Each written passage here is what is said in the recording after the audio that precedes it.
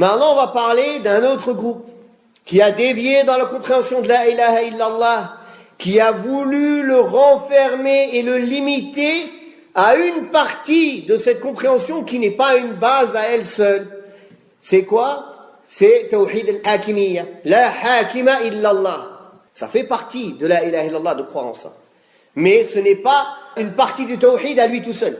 Et ce n'a pas la place qu'eux ils l'ont donné.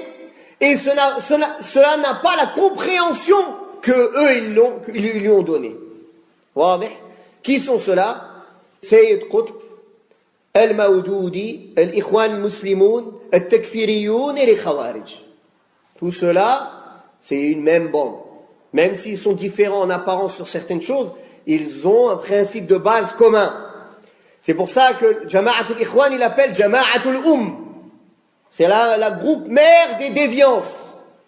C'est d'elle qu'est sortie toutes les déviances des Takfiri et des Khawarij qui sont existants aujourd'hui, de Daesh et de Nusra et de Al-Qaïda et de tout ce que vous connaissez. Tout ça, ce ne sont que les enfants et les petits-enfants de Sayyid Qutb et de Jama'atul Ikhwan. Et ce sont les arrière-petits-enfants des premiers Khawarij, qui ont dit à Ali et qui ont dit à Muawiyah et aux Sahaba, « Inil hukmu illa lillah ». Qu'est-ce qu'il leur a dit à Ali? Il leur dit, c'est une parole de vérité, mais par laquelle vous avez voulu le faux. Oui, inil hukmu illa lillah. Oui, nata'abbadu lillah. On adore Allah en mettant en pratique ses ordres et ses lois. Mais le sens que vous donnez à inil hukmu illa lillah, c'est ça qui est faux.